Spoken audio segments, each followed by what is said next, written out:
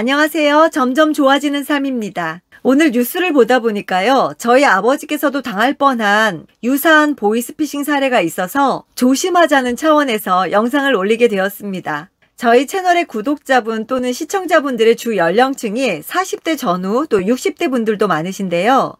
아무래도 자금 수요가 많은 연령층이다 보니까 이런 보이스피싱에 자주 노출되지 않을까 하는 생각이 드는데요. 지난해 금융감독원에서 발표한 보이스피싱 피해 유형을 보면요.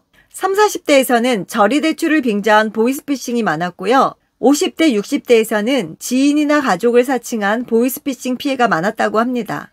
여러분, 한 번쯤 문자로 코로나19 확산에 따라 정부 지원으로 무이자, 무담보의 좋은 조건으로 대출이 가능하니 연락을 달라 하는 문자 한 번쯤 받아보셨을 거예요. 저도 처음에 이 문자 받고 혹했었거든요.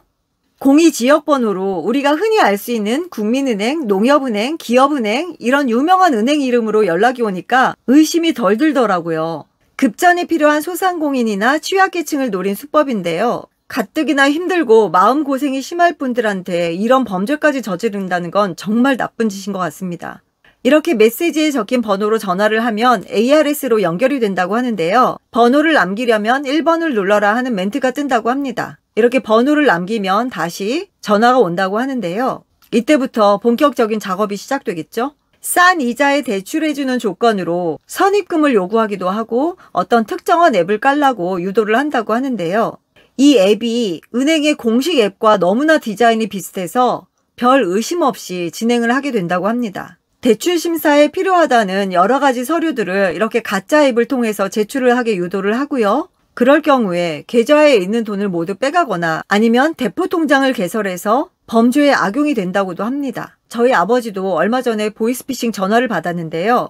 어떤 여자가 전화를 걸어서는 누구누구 아버지 맞냐고 저희 남동생 이름을 대더래요. 그래서 맞다고 하니까 전화를 바꿔주겠다고 그래서 전화를 바꿨는데 어떤 남자가 아들이라는 남자가 막 울면서 전화를 하더래요. 아버지 살려주세요. 저 좀 어떻게 좀 해주세요. 제가 빚보증을 섰는데 그걸 못 갚게 돼서 지금 납치돼 있다는 거예요. 조폭들에게 지금 협박당하고 있다고 어떡하냐고 제발 좀 살려달라고 그 이야기를 듣고 저희 아버지는 막 온몸에 힘이 빠지면서 심장도 뛰고 혼비백산이 된 거죠. 아버지가 그 와중에서도 너 내 아들 맞냐고 이름을 대면서 누구누구 맞니? 하니까 맞다고 누구누구 맞다고 하면서 제발 좀 살려달라고 그래서 아버지가 얼마냐? 얼마의 빚보증을 섰냐 했더니 3천만 원이라고.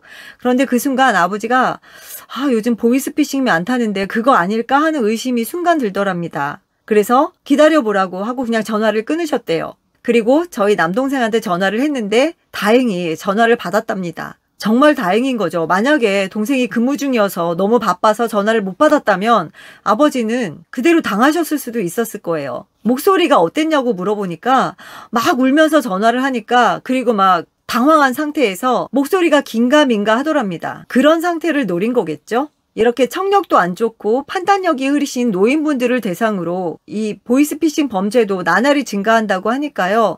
연로하신 부모님 계신 분이라면 수시로 부모님들께 상기시켜 드리는 것도 정말 중요할 거라 생각이 듭니다. 또 50대, 60대 이상은 자녀를 둔 세대라는 점을 이용해서 사기가 많이 발생하는데요. 그 연령대 분이라면 누구나 한 번쯤 받아보셨을 것 같습니다. 저는 여러 번 받아봤는데요. 엄마, 나 누구누구인데 이름도 정확히 알아요. 지금 전화가 고장이 나서 전화 받지 못해. 문자나 전화 좀 줘 하고 어떤 번호를 찍어서 보냅니다. 저는 집에서 우리 아이랑 같이 있을 때 이런 문자를 받아서 정말 황당했었는데요. 이런 문자를 보고 전화나 답장을 하면 카카오톡 친구 추가 또는 URL을 터치하라는 요구를 한다고 합니다. 결제 또는 회원 인증을 한다면서 신분증 촬영본을 요구하거나 계좌번호, 비밀번호, 신용카드 번호 등을 알아내서 사기에 활용한다고 하네요. 이렇게 보이스피싱이나 문자 사기를 당했다면 즉시 금융사 콜센터나 경찰청, 금감원 등에 신고를 하라고 합니다. 자동화기기 ATM기를 통해서 현금 인출을 하는 경우에 100만 원 이상이면 30분간 현금 인출이 지연되기 때문에 그 30분 이내에 이용 계좌를 정지하면 그 피해를 막을 수 있다고 하네요. 이렇게 개인정보가 유출되면 계좌 개설, 휴대전화 개통, 예금이체, 비대면 대출 등의 사기를 당할 수가 있으니까요. 정보가 유출되지 않도록 각별히 유의해야겠습니다.